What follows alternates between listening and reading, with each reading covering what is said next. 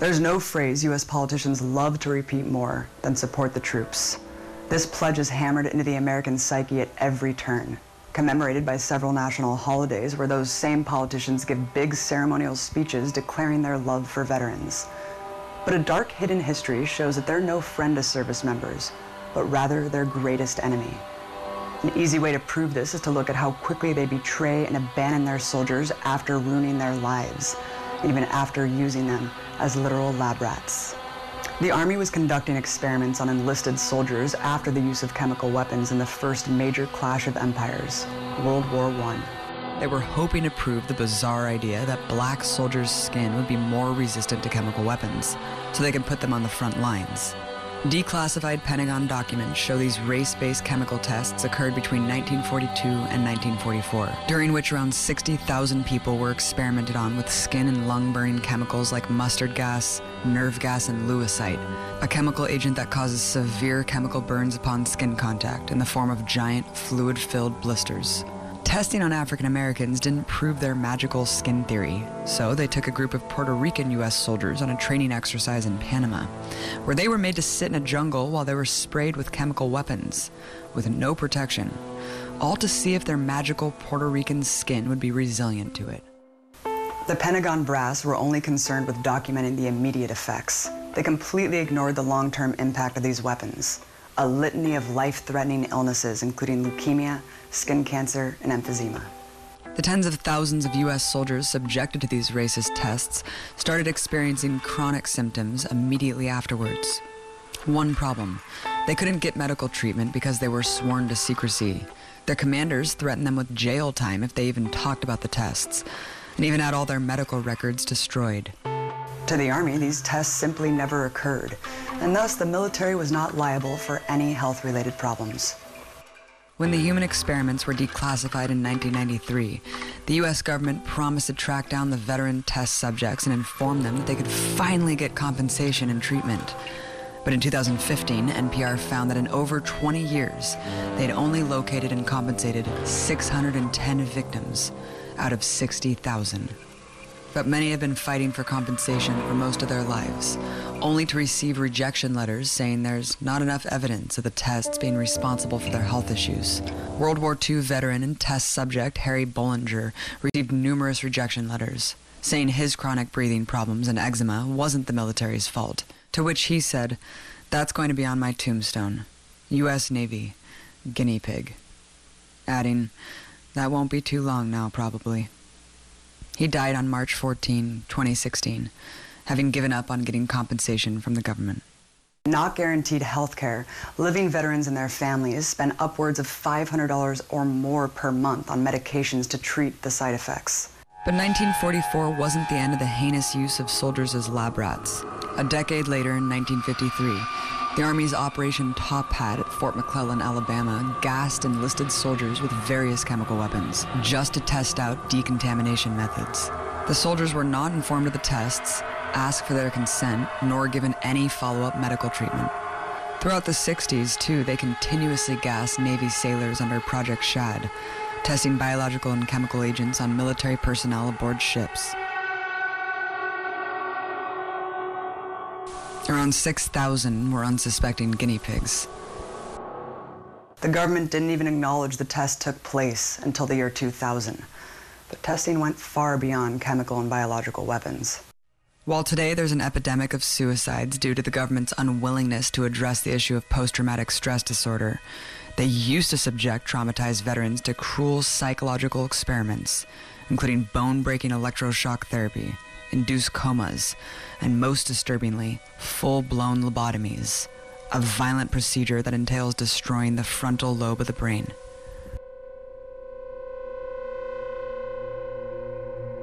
In 2013, the Wall Street Journal exposed these experiments that occurred in the late 40s and early 50s on the most vulnerable veterans displaying normal reactions to brutal combat, those diagnosed with depression and distress from war. They even lobotomized veterans with the so-called illness of homosexuality. Via the Wall Street Journal, often the surgery left them little more than overgrown children, unable to care for themselves. Many suffered seizures, amnesia, and loss of motor skills. Like 90-year-old Roman Tritz, a World War II bomber pilot who was lobotomized after coming home with combat stress. Lobotomies were performed on at least 2,000 soldiers like Tritz. Psychiatrists confirm that many of these lobotomy patients exhibited symptoms simply characterized today as PTSD, which is diagnosed in hundreds of thousands of veterans. There was never any accountability for destroying the lives and minds of thousands of soldiers. Families were told that their loved one, now cured with this experimental treatment, would have to be cared for like a child for the rest of their lives. After physically removing minds, the CIA enlisted in another mission to try to control them. Like something out of a twisted X-Files plot, Cold War CIA Director Alan Dulles activated MK-Ultra, a decades-long research program that used unwitting test subjects to carry out experiments using psychedelic drugs and extreme isolation, all in an insane attempt to find a truth serum and control minds. The government turned to its usual lab rats, hundreds of unsuspecting American citizens, many of whom were prisoners, addicts, or mentally ill, and of course countless young enlisted soldiers.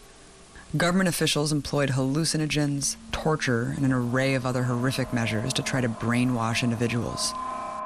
The drug-induced mind control tests under MKUltra were administered by a mad chemist named Sidney Gottlieb. On behalf of the CIA, Gottlieb gave LSD, mescaline, ketamine, and PCP to thousands of human subjects. Often, they'd become ill for days. Many were plagued with PTSD, others with permanent psychosis. The most incredible fact is that these psychological experiments, which seem like they were devised in Nazi Germany, actually did have Nazi scientists working at the CIA at the time under what was called Operation Paperclip.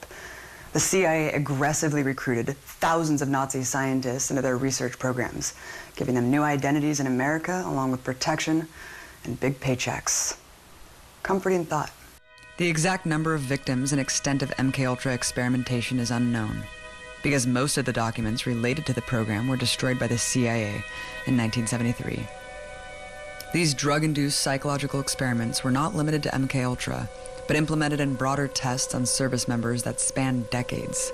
Between 1948 and 1975, a similarly disturbing program was being carried out by the U.S. Army at Edgewood Arsenal in Maryland, where 7,800 soldiers were being secretly tested with more than 250 chemical and biological agents, including hallucinogens, LSD, PCP, and BZ, as well as sarin gas, mustard gas, and 3 nerve gases developed by the Nazis, including Frank Rochelle, who was tortured for months at Edgewood when he was just 20 years old.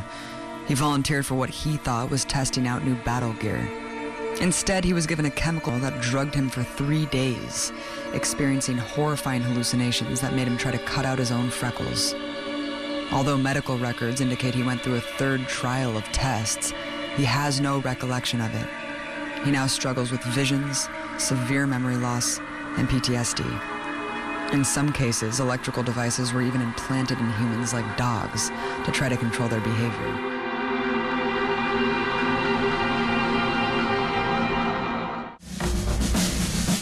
Our government has not fulfilled their duty.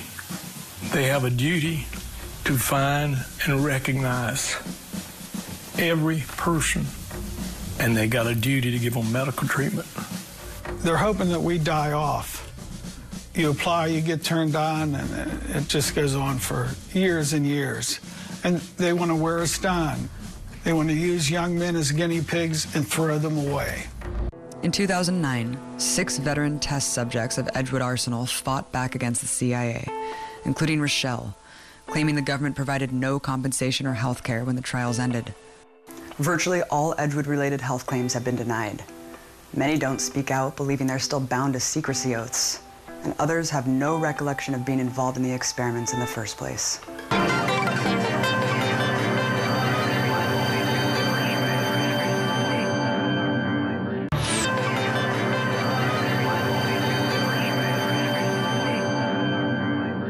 According to military records cited by Military Times, officials gave participants, quote, unnamed liquids that made them forget the entire event. At the same time, soldiers were getting dosed with mind-altering drugs. They were also getting dosed with high levels of radiation under a Cold War program that used service members as nuclear guinea pigs. having already dropped 2 atomic bombs on the civilian cities of Hiroshima and Nagasaki in 1945, the U.S. government had ample time to study the deadly effects of radiation. Yet over the next 3 decades, the newly dominant U.S. empire decided to sacrifice hundreds of thousands of its own soldiers to test the limits of its most powerful weapon. After World War II, the U.S. state claimed the Marshall Islands in the Pacific Ocean, home to 68,000 people at the time. In 1946, the U.S. carried out Operation Crossroads at Bikini Atoll in the Marshall Islands, the first of hundreds of nuclear tests it would carry out using unwitting human subjects.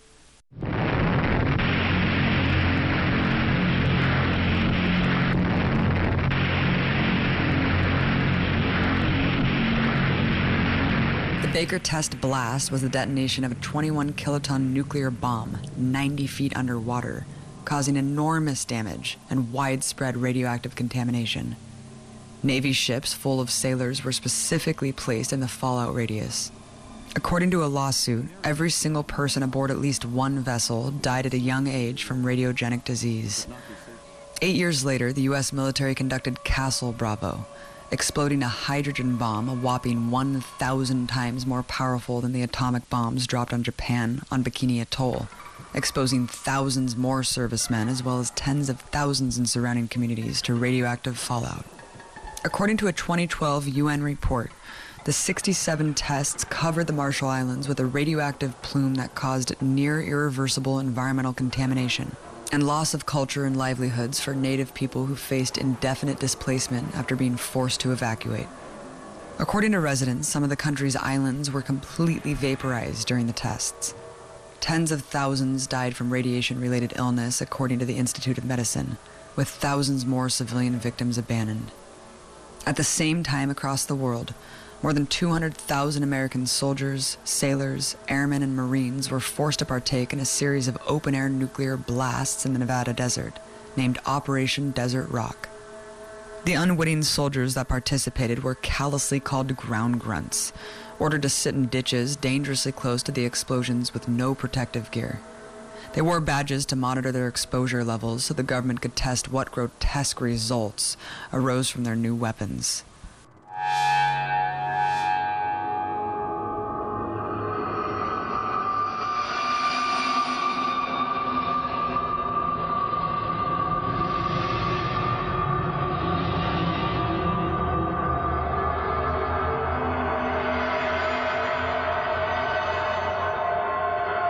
In 1957, the U.S. government carried out the most controversial and deadly of all the Desert Rock tests, Operation Plum Bob, a concentrated series of 29 nuclear blasts involving 16,000 soldiers. To illustrate just how the military commanders viewed their soldiers, they also tested hundreds of pigs in the same experiment. One would think if the results of such a potentially deadly test were so uncertain, they'd test it on the pigs before young soldiers. During this nuclear dystopia, radioactive fallout poisoned not only soldiers but countless civilians in communities from Utah to Arizona. All the while, the U.S. Atomic Energy Commission assured the population, there is no danger.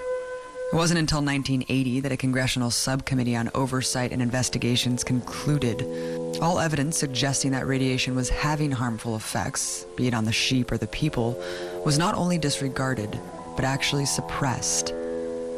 Joel Healy was a soldier in the Army when he witnessed Plum Bob. He realizes now that his own government did this to him on purpose, saying, because I'm thinking, they spent a lot of money training me to be a soldier. They wouldn't intentionally put me in harm's way. And this is 1957. We dropped those bombs in Japan in 1945. So they've known for 12 years. Troops going into battle know that there's a very inherent risk that they may not be coming out. Right. Unless it's in a black bag. In this instance, they never said a word. And they knew it. Just a disgrace. I don't really like to talk about it. A lot of good men died. For decades, the government denied a relationship between veterans' cancer and radiation exposure. Finally, in 1979, the first veteran was awarded disability for his radiation-linked cancer, setting the precedent for thousands of atomic veterans to receive benefits. It wasn't until 1990, though, that veterans started to be compensated, after decades of stalling while veterans either gave up or died. Those who can prove they were test subjects are still denied care. According to the American Legion, thousands of atomic veterans have been rejected because they have the wrong type of cancer. Blocked from suing the government, families and victims resorted to suing the corporations who played a role. But Congress moved quickly to protect their cohorts, passing a law in 1984 immunizing their business partners from any liability, giving veterans no other avenue for retribution. Exposing service members to dangerous nuclear radiation is by no means a thing of the past. When the catastrophic nuclear meltdown at Japan's Fukushima power plant happened, Navy ships retreated from the zone of radiation fallout. But one charged towards the disaster, the USS Reagan, with 4,500 sailors on board. The commanding officers were well aware of the unfolding nuclear disaster. Today, those service members are being stricken with high rates of cancer, leukemia, thyroid disease, and more. We probably got to the coast of Japan probably the day after it happened. We never heard anything about a nuclear power plant. We never knew anything about the possibility, let alone any kind of leak. About halfway through, probably around the summertime, my menstrual cycle just disappeared completely. And then it would come back and disappear and go on and off. And this happened until about the summer of 2012, where it came back in such full force that I was in and out of the emergency room. Once they thought they were going to have to do a blood transfusion on me because I had lost so much. Like 2 months after a lump appeared on my jaw, another lump appeared between my eyes. I have another lump on my right thigh, and my hairs started to fall out. I try to avoid brushing and combing it, and I'll wash it like every 3 days, just because I don't. It's like Navy tradition. When you get out, you grow out your hair and you grow out your beard, and because you're bald for so long, and it's just falling out, and I don't want to speed that up.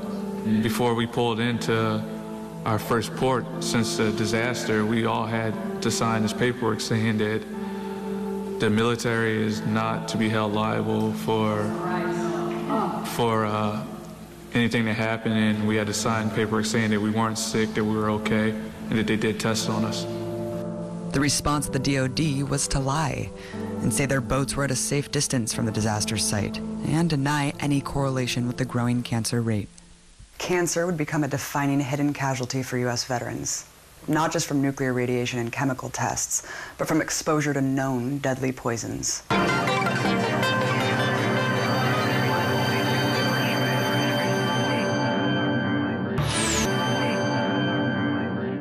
In the U.S. war to keep the Vietnamese people under the boot of colonial powers, having just defeated the waning French Empire, U.S. generals and politicians blanketed the land with a highly poisonous chemical defoliant called Agent Orange.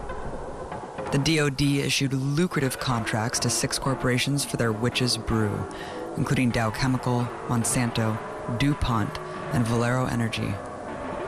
The corporations used a fast and cheap method of producing the defoliant, leading to an unnecessary byproduct called dioxin, the element that makes Agent Orange so hazardous to humans.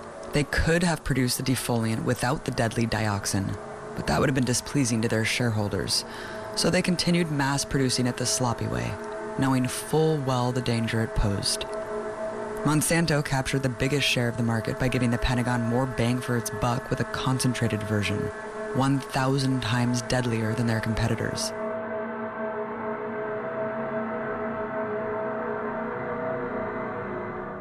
The military was fully aware of how toxic Agent Orange was. Dr. James Clary, a scientist for the military who designed the herbicide spray tank, wrote in a report, "When we military scientists initiated the herbicide program in the 1960s, we were aware of the potential for damage due to dioxin contamination in the herbicide. We were even aware that the military formulation had a higher dioxin concentration than the civilian version, due to the lower cost and speed of manufacture. But what they said publicly was different, insisting throughout the entire war that Agent Orange was completely harmless."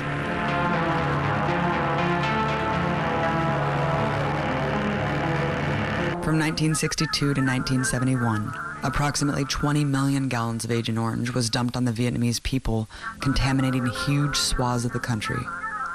The toll on the civilian population has been utterly devastating. An estimated 4.8 million Vietnamese were exposed, hundreds of thousands killed or disabled, with over 150,000 birth defects, according to the Red Cross.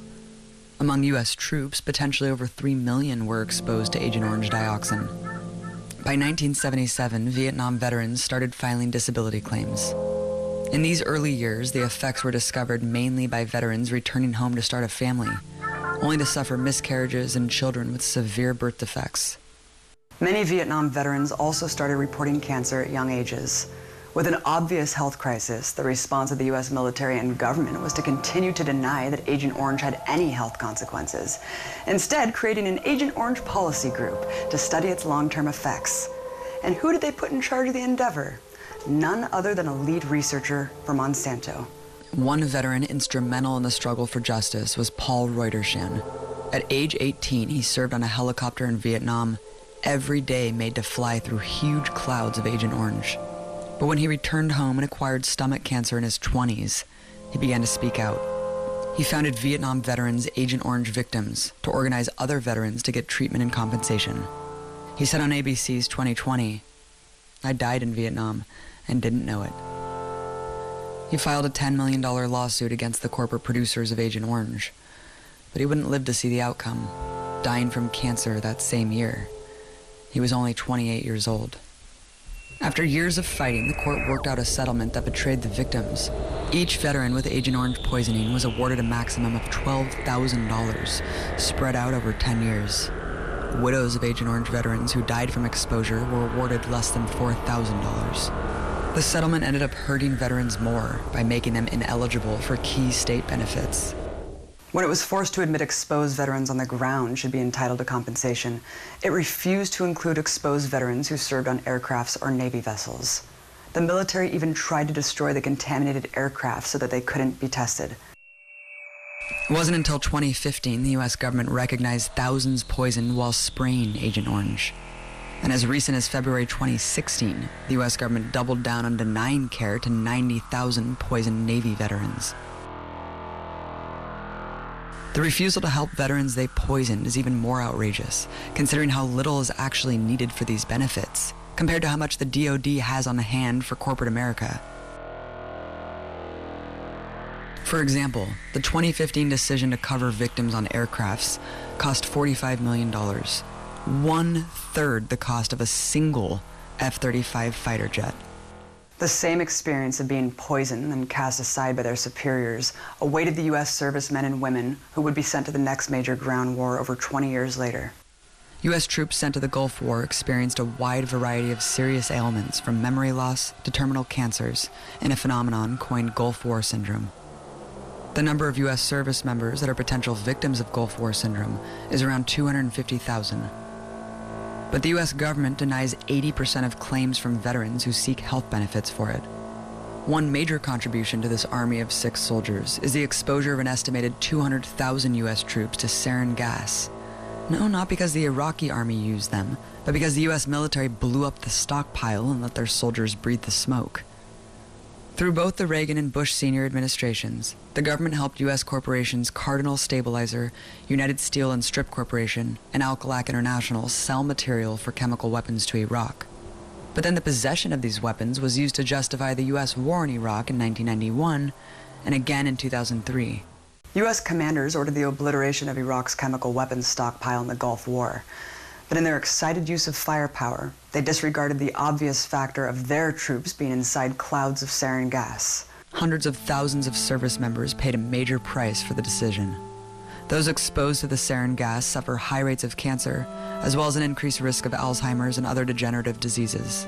Those closer to where the chemical weapons were destroyed suffer brain cancer rates 2 to 3 times higher than their counterparts. When sarin gas set off detector sirens for U.S. troops, officers told their soldiers that the alarms were faulty. One combat engineer interviewed for the Washington Spectator stated, "Alarms went off all the time. Our officers told us they were false and to disconnect them." The DoD, CIA, and VA all secretly confirmed they had exposed hundreds of thousands of their soldiers to sarin gas. One classified document from 1991 shows U.S. Army Command stating they had positive confirmation of chemical agent casualties. But, they said, if press asks, we have had no chemical casualties. And like any professional criminal, they made sure to destroy the evidence, ordering units to shred reports that documented troops' exposure to sarin gas. Claims for exposed veterans are rigorously denied. We have heard, Chris and I have heard people come forward here with terrible, terrible illnesses. That's one reality that Chris Shays and I and other members of this committee have heard for years.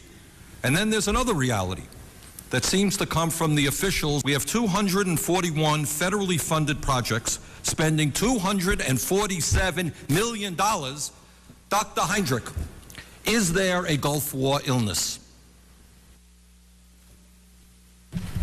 The experts that we spoke with, sir, have said that there is unusual symptoms and that they still cannot identify the cause. But it's also clear to us that they are doing studies to try to further identify what that might be. Thank you. And that's it. And that's the insanity that we're dealing with. Another illness that defines Gulf War syndrome also infected the next generation of U.S. troops: depleted uranium, poisoning both civilians and soldiers in Iraq in 1991, then again in Afghanistan and Iraq after 9/11. DU tips are used in tank rounds, Tomahawk missiles, and more. An expensive upgrade to maximize destruction. Defense contractors like General Dynamics and Raytheon make billions of dollars producing these munitions. The radiation left over from DU is incredibly dangerous to humans. Its poison fallout lasts 4.5 billion years. The toll on the Iraqi population is staggering. Iraq's Minister of Women's Affairs reported that in 1 month in 2009, of all babies born at Fallujah General Hospital, 75% were born with deformities. Official Iraqi government statistics show the undeniable correlation. After the Gulf War, cancer rates increased by 20 times the normal amount. After the 2003 invasion, it increased times 40. Despite these glaring facts, the DoD continues to insist that DU fallout poses no health risk. While they've averted all blame and accountability for what it's done to generations of Iraqi civilians, so too have they turned their backs on the U.S. service members they also exposed to the radiation. Even though the U.S. government was eventually forced to admit that thousands of soldiers had DU in their bodies, they continue to insist it isn't harmful. Even when veterans test positive, they're denied claims for tumors and other related illnesses. U.S. troops who served in the Middle East in the past 2 decades were also exposed to another poison that's now killing veterans, as Agent Orange did: noxious smoke from so-called burn pits. Vice President Dick Cheney's Halliburton and subsidiary Kellogg Brown & Root made billions in profits running facilities all over Iraq and Afghanistan. With a new jackpot, KBR still employed a cheap and easy way of doing their job of waste disposal, and simply incinerated everything from human excrement to military equipment around the clock in huge open-air burn pits, filling the lungs of everyone nearby with highly toxic smoke. The commanders and corporate bosses knew the effect the smoke would have on everyone at the base. Leaked internal memos reveal U.S. military commanders were discussing the serious long-term effects as early as 2006. But the officers kept the danger hidden from their soldiers and continued to let corporations like Halliburton operate on the cheap. Again, it was impossible for the military to deny the health hazards from the burn pits. So they did the only thing they know how to do: deny the medical claims. Sergeant Daniel Diaz, who served 4 tours in Iraq and Afghanistan, sometimes was made to sleep 20 feet from burn pits that smoked 24/7. In 2008, he developed cancer and other serious illnesses related to the toxic smoke. But the military has denied any correlation and has rejected his claim for benefits. I have $100,000 in medical bills because I have no coverage, and it's breaking my family. I'm just trying to fight to stay alive long enough to get my claims settled so my family has something when I'm gone. Abandoned by the government with a long and arduous appeals process, burn pit victims have had to resort again to their only recourse: suing the corporation responsible. America's politicians and military commanders tell young men and women all over the country that if you sacrifice, if you obey our orders without question, you'll be taken care of. But the reality is they're treated as nothing more than disposable equipment. And when they ask for help for being poisoned, they're met with a brick wall of lies and denial. With the largest military budget in world history, the U.S. government would rather invest billions to deny the science behind sick vets, just to get out of paying meager benefits. As long as the corporate elite rule for profit over life, our loved ones will continue to be used as sacrificial pawns, just to serve their interests. For those in the military today, this history shows that without a doubt, the orders given to you from your so-called leaders cannot be trusted, and your life could depend on exercising your right to walk away from them.